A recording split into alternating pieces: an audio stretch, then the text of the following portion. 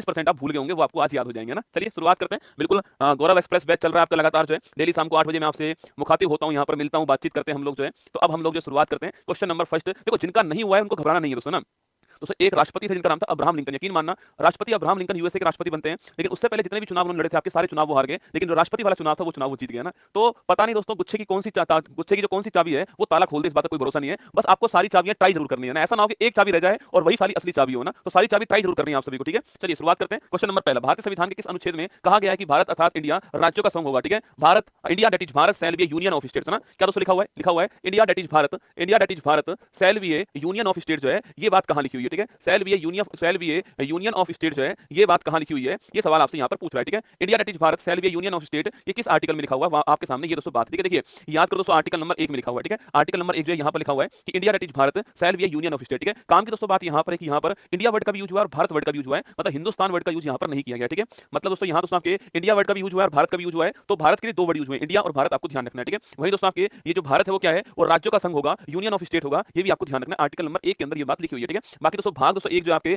यहाँ पर दोस्तों आपके 4 आर्टिकल हैं, आर्टिकल नंबर 1 to 4 आर्टिकल आपको छापना है, ठीक है। आर्टिकल दोस्तों 1 में क्या लिखा हुआ है वो मैंने आपको बता दिया, ठीक है। वही दोस्तों आर्टिकल 2 पूछूं आपसे, यहाँ पर दोस्तों क्या लिखा हुआ है आपके, यहाँ पर दोस्तों आर्टिकल 2 पूछा आपसे दोस्तों, एडमिशन ऑफ न्यू स्टेट, क्या दोस्तों नए राज्य का प्रवेश, ठीक है। तो नए राज्य का जो प्रवेश है इसको बोलते हैं एडमिशन ऑफ न्यू स्टेट, है ना। एडमिशन ऑफ न्यू स्टेट जो है ये आर्टिकल 2 में दोस्तों ना। वही दोस्तों आर्टिकल 3 पूछूं आपसे, आर्टिकल दोस्तों 3 कौन सा आपके, आर्टिकल दोस्तों 3 आपके वर्तमान दोस्तों राज्य जो है उसमें दोस्तों कोई नया राज्य बनाना हो आपके, फॉर्मेशन ऑफ न्यू स्टेट लिखना। फॉर्मेशन ऑफ न्यू स्टेट जो है राज्यों की सीमा चेंज करनी हो, जो वर्तमान राज्य है उसी में से कोई नया राज्य बनाना हो दोस्तों आपके, वो किससे बनता है, आपके आर्टिकल 3 से बनता है। और दोस्तों आर्टिकल 4 में लिखा हुआ है पावर किसके हाथ में होगी, पार्लियामेंट के हाथ में होगी, आपको ध्यान रखना है, ठीक है। आर्टिकल 1 2 3 4 ये जो मैं इंग्लिश वाली टर्म बोल रहा हूं ना इनको आपको ध्यान रखना है, ठीक है। कि एडमिशन ऑफ न्यू स्टेट किसके अंदर, आर्टिकल नंबर 2 में। फॉर्मेशन दोस्तों फॉर्मेशन ऑफ न्यू स्टेट पूछूं आपसे आर्टिकल नंबर 3 में, ठीक है। जैसे दोस्तों एडमिशन ऑफ न्यू स्टेट, ठीक है। सिक्किम दोस्तों भारत का पहले हिस्सा नहीं था, सिक्किम को भारत में अलग से शामिल किया गया, ठीक है। तो आर्टिकल 2 से शामिल हुआ है, ठीक है। वहीं दोस्तों आपके दोस्तों आंध्र प्रदेश एक राज्य था, उससे तेलंगाना अलग राज्य बनाया गया, तो वो यहाँ पर हुआ है शामिल, ये इसका एग्जांपल आपको ध्यान रखना है। हमारा आंसर आर्टिकल नंबर 20 हो गया है। आर्टिकल 5 पूछूं आपसे, यहाँ पर दोस्तों सिटीजनशिप जो है, जो नागरिकता है, इसके बारे में उल्लेख कहां पर है, आर्टिकल 5 में, ठीक है। चलिएगा नेक्स्ट क्वेश्चन, अनुच्छेद 51 एक खंड क के संशोधन के अनुसार जो माता पिता या संरक्षक हैं किस वर्ष तक की आयु वाले अपने यथास्थिति बालक या प्रतिपाल्य के लिए शिक्षा के अवसर प्रदान करेंगे। दोस्तों सवाल दोस्तों बढ़िया लेवल का है ना, सवाल की लैंग्वेज वही जो संविधान के अंदर लिखी हुई है वही सेम टू सेम लैंग्वेज यहाँ पर लिखी है। और ये सवाल दोस्तों बहुत बार आपके एग्जाम में बार सवाल पूछता है कि कौन सी दोस्तों एज की बात जो है यहाँ पर की गई है, ठीक है। देखो पहली बात दोस्तों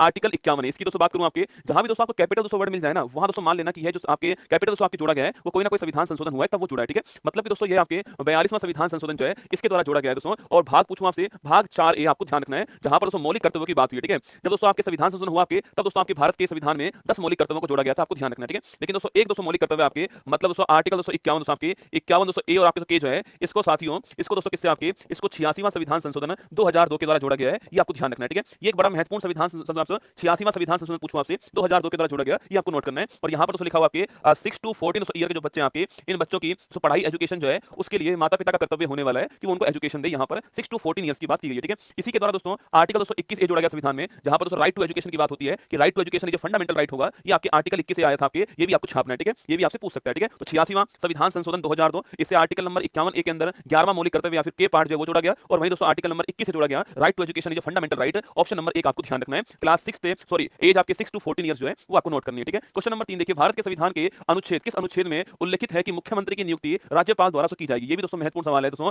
अरे मुख्यमंत्री पूछूं आपसे, इनका दोस्तों आपकी नियुक्ति पूछे आपसे कौन करने वाला, दोस्तों आपके राज्यपाल करने वाला, ठीक है। कभी-कभी सवाल आपसे ये पूछता है कि मुख्यमंत्री का क्या होता है, निर्वाचन होता है दोस्तों, उसका अपॉइंटमेंट होता है, क्या दोस्तों होता है। हम सोचते हैं दोस्तों मुख्यमंत्री का निर्वाचन होता है, गलत दोस्तों ना। मुख्यमंत्री दोस्तों आपके अपॉइंट होता है, ठीक है। निर्वाचन दोस्तों एमएलए का होता है, एमपी का निर्वाचन होता है। पीएम जो है आपके जो आपके उन्हीं एमपी में से जो भी उस दल का बहुमत का नेता होता है उसको आपके पीएम जो है अपॉइंट करते हैं दोस्तों ना। लिखिए आपके सीएम और पीएम पूछूं आपसे, ये दोस्तों अपॉइंट होते हैं, आपको ध्यान रखना है, ठीक है। इनकी रसगुल्ला नियुक्ति दोस्तों होती है, इनकी नियुक्ति होती है, आपको ध्यान रखना है, ठीक है। सीएम और पीएम का अपॉइंटमेंट होता है, ठीक है। जैसे दोस्तों आपके सीएम पूछूं आपसे, इसका दोस्तों अपॉइंटमेंट करने वाला आपके राज्यपाल होता है, ठीक है। पीएम पूछा आपसे, इसका अपॉइंटमेंट करने वाला राष्ट्रपति होता है। जो भी दोस्तों बहुमत दल का नेता होता है उसी को आपके सीएम और पीएम अपॉइंट करते हैं, ठीक है। पर होता रसगुल्ला अपॉइंटमेंट नियुक्ति दोस्तों होती है ना। हाँ, निर्वाचन नहीं होता है, अपॉइंटमेंट होता है। ये सवाल बार एग्जाम में पूछते हैं, ध्यान रखना है। सीएम पीएम का निर्वाचन नहीं होता है, अपॉइंटमेंट होता है। एमएलए एमपी का आपके निर्वाचन होता है, इलेक्शन होता है। आप और मैं वोट डाल के आते हैं, ठीक है। चलिए दोस्तों सवाल पूछ रहे हैं दोस्तों मुख्यमंत्री का जो अपॉइंटमेंट आपके, इसका जिक्र दोस्तों कौन से आर्टिकल में, ठीक है। ये दोस्तों आपके आर्टिकल दोस्तों आपके 164 के अंदर है, ऑप्शन नंबर डी आपका करेक्ट आंसर है। आर्टिकल दोस्तों 164 में बात लिखी हुई है, अपॉइंटमेंट दोस्तों वाली बात जो है वो यहाँ पर लिखी हुई है, ठीक है। राज्यपाल की सलाह के लिए मंत्री परिषद होगा, ये बात आपके आर्टिकल नंबर 163 जो है यहाँ पर लिखा हुआ है कि राज्यपाल जो है इसकी तो सलाह के लिए सुनो, इसकी सलाह के लिए कौन होगा, इसकी सलाह के लिए मंत्री परिषद होगा। ये बात कहां पर लिखी है, ये बात आपके आर्टिकल नंबर 163 में लिखी है, आपको ध्यान रखना है, ठीक है। वही दोस्तों आर्टिकल नंबर 165 पूछूं आपसे, याद करो राज्य का महाधिवक्ता कौन है, राज्य का जो महाधिवक्ता आपके होने वाला, आपके राज्य का जो महाधिवक्ता होने वाला है या सबसे बड़ा वकील जो होने वाला है, जिसको एडवोकेट जनरल हम लोग कहते हैं राज्य के अंदर, वो आर्टिकल नंबर 165 आपको ध्यान रखना है, ठीक है। वही दोस्तों आर्टिकल नंबर 161 पूछूं आपसे, याद करो दोस्तों राज्यपाल की क्षमादान की शक्ति पूछूं आपसे, ये आर्टिकल नंबर जो है 161 में लिख रही है, आपको ध्यान रखना है, ठीक है। चलिए आगे बढ़ते हैं। क्वेश्चन नंबर 4 है, भारत के संविधान का निम्नलिखित में से कौन सा अनुच्छेद निवारक निरोध कानून के तहत गिरफ्तार या निरुद्ध किए गए व्यक्तियों को संरक्षण प्रदान करता है, ठीक है। यहाँ पर दोस्तों बात हुई आपके प्रिवेंशन दोस्तों लॉ की बात है, तो प्रिवेंशन लॉ जो उसकी बात हुई है कि संविधान से कौन से आर्टिकल में आपके निवारक निरोध जो कानून है आपके, इसके तहत गिरफ्तार किए गए व्यक्ति को प्रोटेक्शन प्रदान करता है। Article number 22, article number 25, article number 19 और आर्टिकल नंबर 26, चार दोस्तों ऑप्शन आपके सामने यहाँ पर है। आपको बताना है कौन सा दोस्तों आर्टिकल आपके, अरे निवारक निरोध पूछूं आपसे, आर्टिकल 222, ठीक है। निवारक निरोध पूछा आपसे, आर्टिकल नंबर 22 आपको छापना है, ऑप्शन नंबर 1 आपको ध्यान है, ठीक है। पहली बात दोस्तों निवारक निरोध पूछा आपसे, मतलब कि दोस्तों कोई दोस्तों व्यक्ति आपके कोई अपराध करने वाला है, हमें इस बात का शक है, हम उसको शक के आधार पर गिरफ्तार करते हैं, इसको दोस्तों बोलते हैं निवारक निरोध, ठीक है। कभी सवाल पूछा आपसे, मतलब दोस्तों आपके शक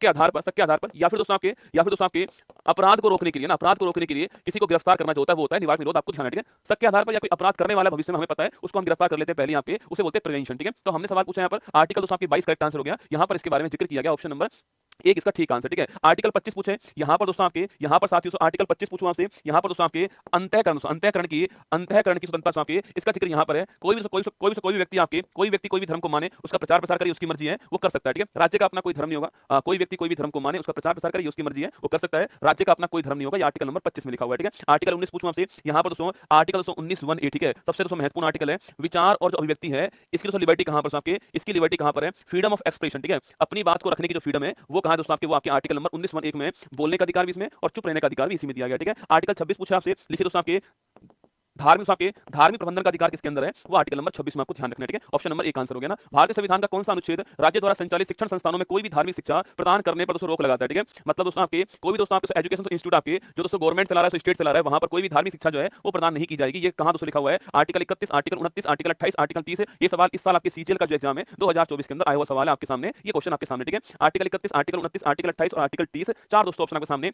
आर्टिकल 28 पूछूं आपसे, यहाँ पर दोस्तों बात लिखिए, ठीक है। देखो आर्टिकल 25 दोस्तों आपके कोई व्यक्ति कोई भी धर्म माने, ये उसकी फ्रीडम है, वो किसी का प्रचार प्रसार कर उसका मन है, ये राज्य किसी को बाध्य नहीं कर सकता, राज्य का अपना कोई धर्म नहीं होगा, आपकी आर्टिकल 25 में लिख रहा है, इसको बोलते हैं अंतःकरण की स्वतंत्रता, फ्रीडम ऑफ कंसाइंट, ठीक है। वही दोस्तों आपके आर्टिकल 26 पूछूं आपसे, दोस्तों धार्मिक प्रबंधन जो है वो यहाँ पर लिख रहा है, ठीक है। आर्टिकल 27 पूछा आपसे दोस्तों, धर्म के दोस्तों नाम पर कोई भी टैक्स नहीं लिया जाएगा, ये आर्टिकल आपके 27 में लिख रहा है, ठीक है। तो धर्म के नाम पर कोई भी कर नहीं लिया जाएगा, ये कहां पर लिख रहा है, आर्टिकल नंबर 27 में लिख रहा है, ठीक है। आर्टिकल 28 पूछा आपसे, यहाँ पर दोस्तों लिखा हुआ है कि भाई साहब कोई भी धार्मिक शिक्षा जो है वो किसी भी गवर्नमेंट जो आपके शिक्षण संस्थान है वहां पर नहीं दी जाएगी, ये आर्टिकल 28 में बात लिखी हुई है, आपको ध्यान रखना है, ठीक है। वही दोस्तों आर्टिकल 29 और दोस्तों आर्टिकल 30 पूछूं आपसे, यहाँ पर दोस्तों माइनॉरिटी दोस्तों आपके अल्पसंख्यक दोस्तों और जो उनके एजुकेशन इंस्टीट्यूट जो है इसकी बात यहाँ पर होती है, आपको आर्टिकल 29, 30 में आपको ध्यान रखना है, ठीक है। माइनॉरिटी और उनके जो एजुकेशन इंस्टीट्यूट है उनकी बात यहाँ पे होती है, आपको ध्यान रखना है, आर्टिकल 29 और 30 के अंदर ये बात होती है, ठीक है। अच्छा दोस्तों आर्टिकल 31 पूछा आपसे, अभी आप आंसर लगाइए, ऑप्शन नंबर सी आंसर लगाइए, आर्टिकल 28 आपका ठीक आंसर है ना। भारतीय संविधान के किस भाग को भारत का दोस्तों मैग्ना कार्टा कहते हैं, ठीक है। मैग्ना कार्टा आपके सबसे महत्वपूर्ण भाग दोस्तों ना, मैग्ना कार्टा पूछूं आपसे, जहां पर दोस्तों व्यक्तियों के अधिकार की बात होती हो, सबसे महत्वपूर्ण जो भाग है संविधान का वह कौन सा भाग है, भाग 3, भाग 2, भाग 6 और भाग 4। ये दोस्तों सवाल आपके राजस्थान की जो प्रशासनिक सेवा है उसमें सवाल पूछा गया, आरएस के अंदर सवाल है, ठीक है। देखो दोस्तों